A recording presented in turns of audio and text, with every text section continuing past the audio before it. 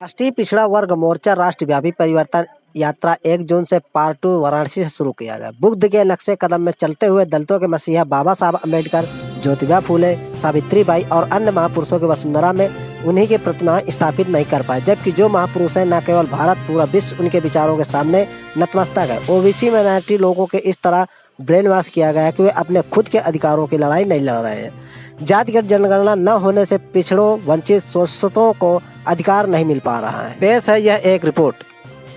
तो संदेश पूरी दुनिया में फैला तो हम लोगों ने भी वहां से यात्रा की शुरुआत इस विश्वास के साथ किया है कि ये हमारा संदेश भी हमारे सारे मूल्यवासी साथियों में फैलेगा और निश्चित रूप से हम लोग जो इस देश में तथागत बुद्ध का मिशन था, बाबा साहब, ज्योतिबा फूले, छत्रपति साहू महाराज, जगदेव प्रसाद कुशवाहा, राम स्वरूप वर्मा, पेरियार लालजी सिंह यादव, पेरियार रामास्वामी नायकर और तमाम महापुरुषों का जो मिशन था उसको पूरा करने में हम लोग कामयाब हों। तथागत गौतम बुद्ध सेवा ट्रस्ट के स्थल पर यह कार्यक्रम हो रहा है और आप लोगों के द्वारा ये बताया गया कि ये बैनामे की जमीन है जो इसमें कि लिखा गया, और बैनामे की जमीन होने के बावजूद भी हम हमारी जमीन पर हमारे महापुरुषों की प्रतिमा स्थापित नहीं कर सकते। जमीन हमारी है, महापुरुष हमारे हैं, और वो महापुरुष कोई ऐसे नहीं है जिनको पूरी दुनिया, पूरा देश मानता है, जिन्होंने देश का संविधान बनाया जिसके हिसाब से देश चलता है। उनकी प्रतिमा स्थापित करने के लिए इतनी समस्या अगर मिर्जापुर के डीएम को है तो आप समझ सकते हैं कि देश में कौन सी स्थिति में बहुजन समाज जी रहा है। देश में क्या स्थिति है, क्या परिस्थिति है कि आप जी प्रतिमा स्थापित नहीं कर सकते, जिसके अनुसार ही ये देश चल रहा है। तो ये केवल प्रतिमा स्थापित करने का मामला नहीं है, इसकी जो भी लड़ाई है उसमें हम लोग आते हैं और आप कहते हो हम आजाद नहीं, तो लोग, हमारे लोग हमें ही कहते हैं कि हम आजाद हैं, आप कैसे कह रहे हो आजाद नहीं। तो ये जो एहसास है, ये एहसास करने की बात है। कबीर साहब कहते थे कि सुखिया ये संसार है, खाए और सोए, और दुखिया दास कबीर है, जागे और रोए। उसी को बाबा साहब कहते थे कि दुनिया का जो गुलाम है वो अपनी गुलामी से आजादी के लिए संघर्ष कर रहा है, मगर जो भारत का गुलाम है वो गुलामी का आनंद ले रहा है। फिर बाबा साहब कहते थे गुलामों को गुलामी का एहसास करा दो तो वो अपनी गुलामी की जंजीरें तोड़ देंगे। तो ये जो परिवर्तन यात्रा हम लोग चला रहे हैं, इसका एक मकसद ये भी है कि देश में जो गुलाम हैं उनको गुलामी का एहसास ही नहीं है। अब गुलामी का एहसास नहीं है तो एहसास तो कराना पड़ेगा। 15 अगस्त 1947 को देश आजाद हो गया है, सब पढ़ते हैं, लिखते हैं, बोलते हैं, सुनते हैं। तो ये आजादी है कि संविधान निर्माता की मूर्ति नहीं लगा सकते। 15 अगस्त 1947 को देश आजाद हुआ, योगी और मोदी मिलकर आजादी का अमृतोत्सव मना रहे हैं और हम लोगों को भी शामिल कर लिया। जिनके महापुरुष की जो मूर्ति नहीं लग पा रही है उनको भी शामिल कर लिया आजादी के अमृतोत्सव में। तो आजादी का अमृतोत्सव एक तरफ, तो इतना अमृत हम लोगों को भी आजादी के 75 साल में मिला है। ये जो सारा हो रहा है, इतना अमृत हम लोगों को भी आजादी के 75 साल में मिला है, और उन लोगों को इतना अमृत मिला कि 75 साल से वही देश में चाहे शासन हो, चाहे प्रशासन हो, चाहे न्यायालय हो, चाहे पत्रकारिता हो, हर जगह कब्जा जमा के रखा हो। जीतेंगे भाई, तो ये हमारे लोगों का, तो इसलिए वो 10 गुना ताकत से दिमाग खराब करने के काम पर लगे हुए हैं हमारे लोग। उतनी ही ताकत से हमको दिमाग ठीक करने के काम पर लगना पड़ेगा। उनके पास ठीक ऐसे ही हम अपने को सुखी महसूस करने लगे। तो जब हमारे लोगों को टीवी वाले बताते हैं अब पाकिस्तान तो गया, हमारा आदमी ऐसे ही खुश हो जाता है, चाहे उसको फसल का दाम मिले चाहे न मिले, चाहे उसके लड़के को नौकरी। कुछ लोग कहते हैं मोदी जी हैं इसलिए बचा लिए, कुछ लोग तो ऐसे भी मिलते हैं। मोदी जी ने पाकिस्तान को सबक सिखा दिया। हमने कहा कहां सबक सिखा दिया? लोगों को समझाने का काम करें, ज्यादा से ज्यादा लोगों को बताने का काम करें, समझाने का काम करें। पर्चा बांटने भर से नहीं होगा। बैठो, गांव मोहल्ले में जाकर बैठो, 10 आदमी को इकट्ठा करो, उनसे बात समझाओ, उसको नौकरी लगने की व्यवस्था हो जाए। अगर समाज का काम नहीं होगा तो बच्चे को नौकरी लगने की व्यवस्था कैसे हो? तो सप्ताह में 6 दिन परिवार के पेट भरने के लिए काम करो और एक दिन अपनी आने वाली। आप इतने लोग हैं, इसी ब्लॉक में संदेश पहुंचाना। अगर इतने लोग तय कर ले तो ब्लॉक का कोई गांव मोहल्ला गली नहीं बचेगी जहां ये संदेश नहीं पहुंच जाए और जहां से लोग आपके साथ नहीं जुड़ जाए। लोकतंत्र में जनता ही आपकी ताकत है। लोकतंत्र में आपकी ताकत क्या है? जनता है। अब जन हमारे हैं, संख्या हमारी ज्यादा है। जगदेव प्रसाद कुशवाहा ने कहा 100 में 90 शोषित है, 90 भाग हमारा है। धन धरती और राजपाट में 90 भाग हमारा है। शोषितों ने ललकारा है, 90 भाग हमारा है। मगर 90 भाग वाले 90 कभी इकट्ठा होते हैं? जब 90 भाग वाले 90 नहीं इकट्ठा होंगे तो 90 भाग कैसे मिलेगा? और अपने आप इकट्ठा नहीं होंगे, इकट्ठा करना पड़ेगा। जनमत ही लोकतंत्र में, जन हमारे हैं, लोग हमारे हैं, मगर लोगों के दिमाग पर ब्राह्मणों का कब्जा है। ओबीसी के लोगों का दिमाग तो इतना ज्यादा खराब है जिसकी कोई लिमिट ही नहीं।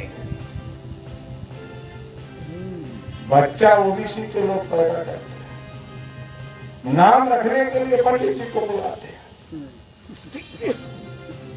बच्चे को पढ़ा लिखा कर एमबीबीएस डॉक्टर बनाते हैं। अब शादी जिससे तय किया वो भी एमबीबीएस डॉक्टर, लड़की भी लड़का भी।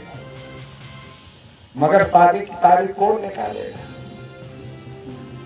ब्राह्मण निकालेगा। ब्राह्मण में भी पढ़ा लिखा ब्राह्मण ये कहता है ये छोटा काम है थोड़े करें। जो पढ़ा लिखा ब्राह्मण है वो कहता है ये हम थोड़े करें। तो अंगूठा टेक वाला जो है कम पढ़ा लिखा है वो करता है। तो हमारे लोगों को इतना अकल नहीं है। ग्रेजुएट हो गए, पोस्ट ग्रेजुएट हो गए, पीएचडी हो गए, मगर इतना अकल नहीं हुई।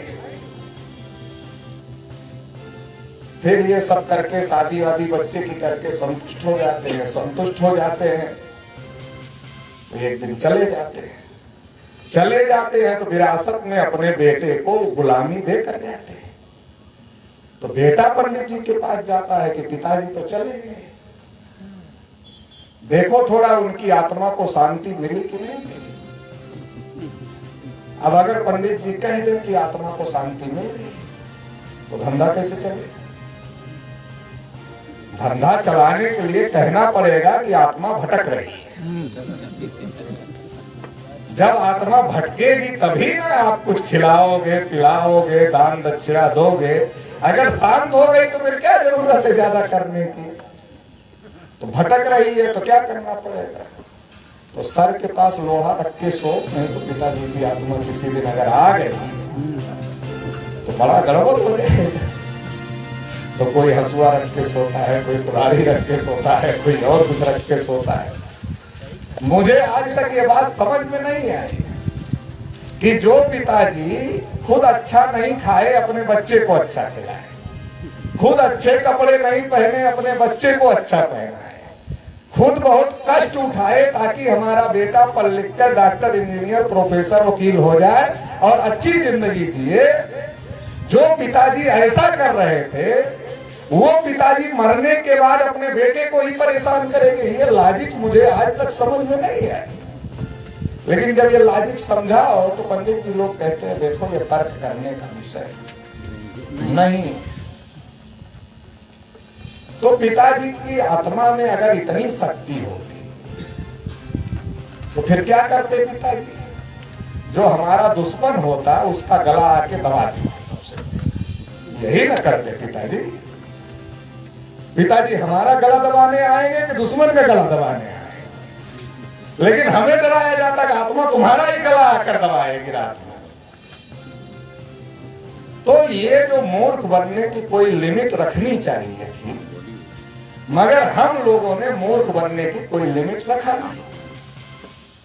तो वो फिर कहता है 11 ब्राह्मण अगर देखता है मौर्य जी थोड़ा कमजोर है, स्थिति कमजोर है, कम लोगों को खिला सकते हैं, 11 से ही काम चलेगा, नहीं तो फिर 21, नहीं तो फिर 51, फिर 101। ऐसी स्थिति है। अगर बहुत मजबूत है तो 501 भी हो सकता है। कभी कभी इतनी गिनती हो जाती है कितने ब्राह्मण खिलाना है, पूरे इलाके में उतने ब्राह्मण नहीं मिलते। हमारा आदमी बहुत भाग दौड़ करता है, चलो कहां कहां से ब्राह्मण खिलाने का जुगाड़ किया जाए, गिनती पूरी। पुरोहित कहता ठीक है जजमान, ज्यादा परेशान मत रहो, हम ले आएंगे, मगर किराया भाड़ा दान दक्षिणा की व्यवस्था रखो, हम ले आएंगे। तो वो बुला लेता है दूसरी जगह से। तो ये स्थिति है। और फिर उसके बाद हर साल पितरपक्ष में पंडित जी को बुलाकर खिलाते रहते। क्यों? पिताजी भूखे होंगे, ऊपर पानी पाए नहीं होंगे, खाना पाए नहीं होंगे, तो पंडित जी को खिलाएंगे तो ऊपर मिलेगा। हमारे लोग पंडित जी को खिलाते हैं, मोटे पंडित जी होते हैं, हमारे लोग लगता है हो रहे हैं। मतलब मूर्खता की कोई लिमिट नहीं है। मूर्खता की कोई लिमिट होनी चाहिए थी, मगर कोई लिमिट है नहीं। हम अनलिमिटेड मूर्ख बनने के लिए तैयार हैं, तो बनाने वाला क्यों नहीं बनाएगा? ज्योतिबा फुले ने एक जगह लिखा, जैसे बाल काटना नाई का धर्म नहीं है, धंधा है। बाल काटना नाई का धंधा है, धर्म नहीं। वैसे कर्मकांड कराना ब्राह्मण का धर्म नहीं है, धंधा है, ज्योतिबा फुले ने लिखा। और हम लोग धंधा को धर्म समझते हैं। तो ये हमारे दिमाग की खराबी है, और ये खराब ही रहे इसके लिए वो दिन रात कोशिश कर रहे हैं, वो दिन रात काम कर रहे हैं। तो इतना ज्यादा हमारे ओबीसी समाज के लोगों का दिमाग खराब किया गया है कि उन्हें तो अपने हक अधिकार की लड़ाई से कोई मतलब ही नहीं। 75 साल में जानवरों की गिनती हो गई, ओबीसी की गिनती नहीं हुई। ओबीसी की संख्या कितना है देश में? अगर ओबीसी वोट ना दे तो किसी की सरकार बन जाएगी? ओबीसी के वोट के बगैर किसी की सरकार बन जाएगी? किसी की नहीं बनेगी। तो हर सरकार हम ही बनाते हैं और हमारी कुटाई पिटाई होती है। हर सरकार हम बनाते हैं और हमारी ही कुटाई पिटाई होती। क्यों? क्योंकि हम या तो धर्म के नाम पर वोट देते हैं या तो जाति के नाम पर वोट देते हैं। हम कभी इस बात के लिए नहीं वोट देते कि हमारी गिनती होनी चाहिए, जितनी हमारी संख्या है उतना हिस्सा हमको हर जगह मिलना चाहिए। हम अपने अधिकार के लिए वोट नहीं देते, हम किस बात के लिए वोट देते? पंडित जी लोग आ जाते हमारे गली मोहल्ले में, आना आसान ही है, क्योंकि हम तो खिलाते भी हैं, दक्षिणा भी देते हैं, कर्मकांड भी करवाते हैं, तो लगाव ज्यादा है। शेड्यूल कास्ट के लोगों से थोड़ा दूरी है क्योंकि अछूत है। तो पंडित जी 10 बार सोचते हैं कि पानी पिए उनके गिलास में कि ना पिए। तो थोड़ा दिक्कत है उनके यहाँ जाने में, हमारे यहाँ आने में तो कोई दिक्कत है नहीं। वो तो जो चालाक पंडित जी लोग हैं वो बहुत खुश होकर के जाते हैं, गौतम जी जय भीम। अब गौतम जी तो धन्य हो गए जब पंडित जी ने कह दिया जय भीम। तो आइए आइए पंडित जी चारपाई वारपाई निकाले, उस पर चद्दर उद्दर बिछाए बढ़िया, और पानी वानी मंगाए, चाय वाय। तो गौतम जी का पानी भी पंडित जी पी लिए, चाय भी पी लिए। तो गौतम जी को लगा यार पंडित जी तो बहुत अच्छे आदमी, अरे पंडित होकर हमारे घर आए, हमारी चारपाई पर बैठे, हमारा चाय पिए, हमारा पानी पिए, ऊपर से जय भीम भी बोल रहे हैं, कितना अच्छे है पंडित।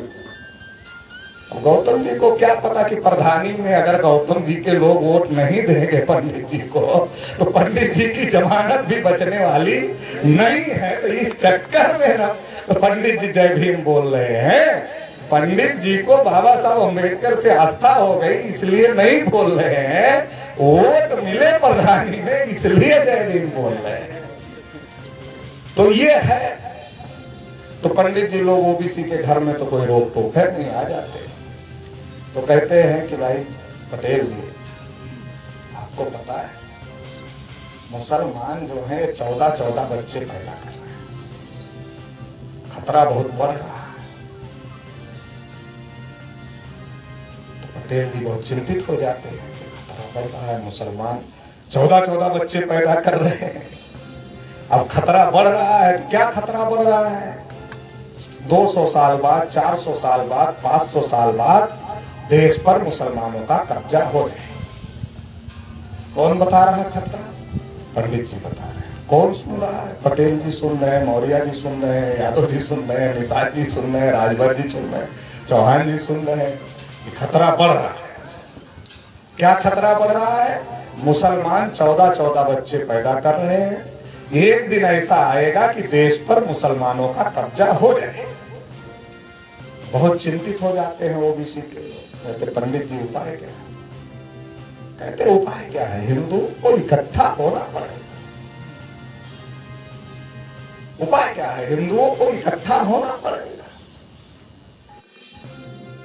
3.5% जिनकी संख्या है, जो अपने वोट से गांव में सरपंच नहीं बना सकते, मतलब प्रधान नहीं बना सकते, तो ओबीसी के लोग क्या कहते हैं? अच्छा इकट्ठा होना पड़ेगा। अब इकट्ठा होना है, पंडित जी समझाने आने आए हैं, तो पंडित जी के पीछे इकट्ठा हो गए। 3.5 के पीछे 52 इकट्ठा हो गए। कितने हो गए? तो हो गए ना बहुमत में।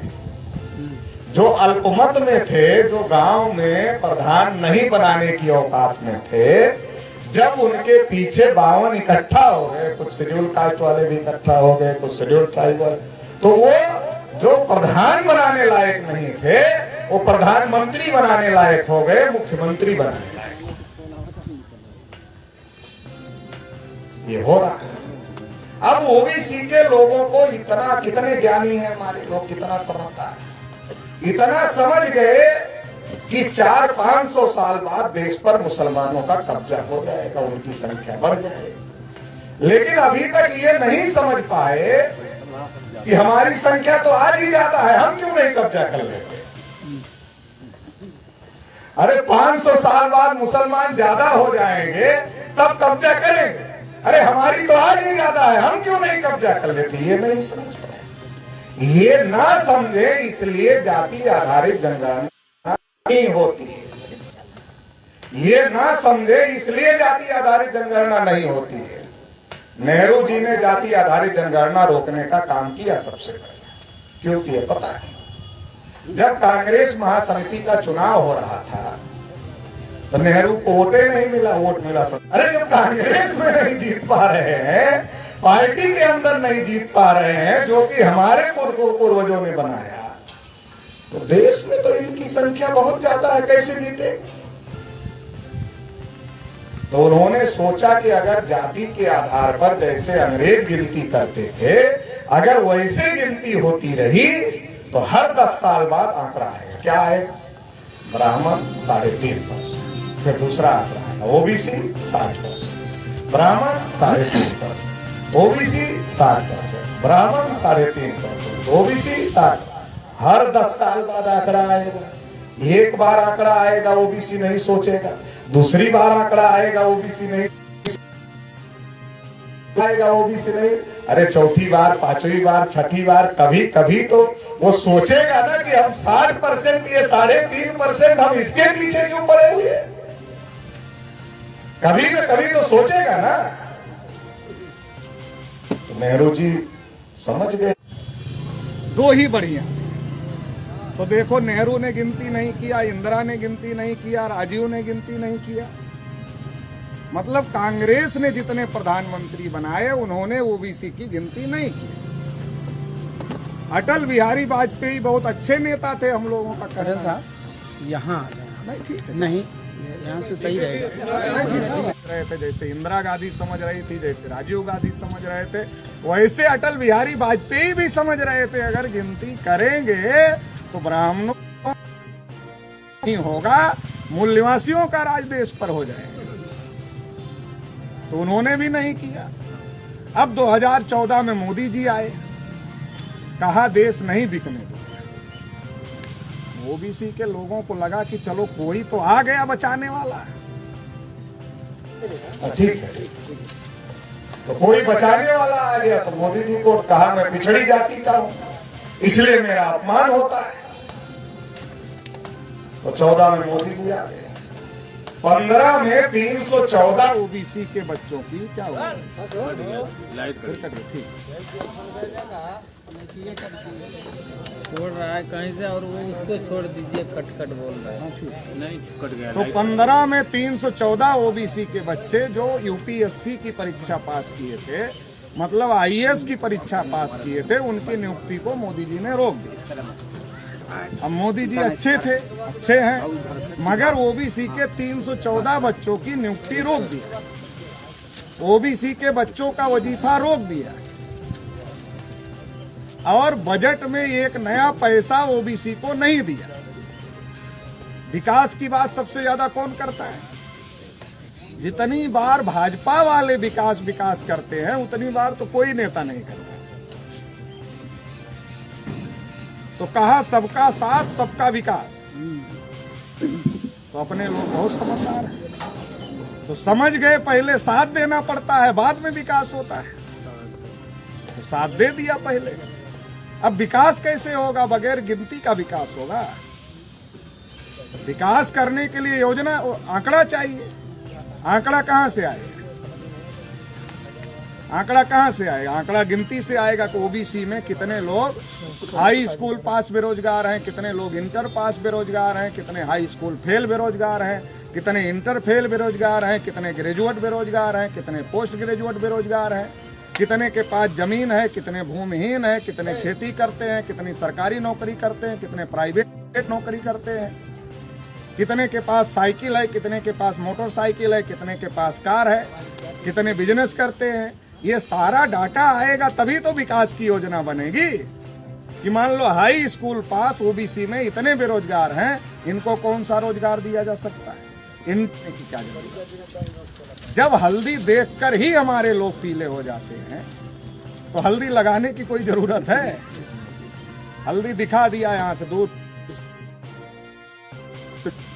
जब देखकर ही विकास हो गया तो हल्दी लगाने की क्या जरूरत है? देखकर ही पीले हो जाते हैं। तो ये चल रहा है। मोदी जी ने कहा था देश नहीं बिकने दूंगा, आज कह रहे हैं देश नहीं बचने दूंगा। जब तक एक एक चीज अडानी को नहीं दे दूंगा तब तक चैनारी नहीं बचेगा। तो आरक्षण कहाँ लागू होगा? आरक्षण कहाँ है? सरकारी जगह है, सरकारी सब प्राइवेट हो रहा है, तो आरक्षण कहाँ लागू होगा? तो आरक्षण खत्म हो गया हमारा, किसी को पता ही नहीं चला। और हमारे लोग क्या कहते हैं? बाबा साहब, इलेक्शन कराना मास्टर का काम है। अरे उसको पढ़ाने के लिए रखा गया, उससे पढ़ाने दो। तो उसे पढ़ाना नहीं है, वो छोड़कर बाकी सब करना है। अरे कोई कुछ दिया था ये सरकार, जैसे अपने बाप के घर से दे। अरे किसान पैदा कर रहा है राशन, उसकी तो कोई वैल्यू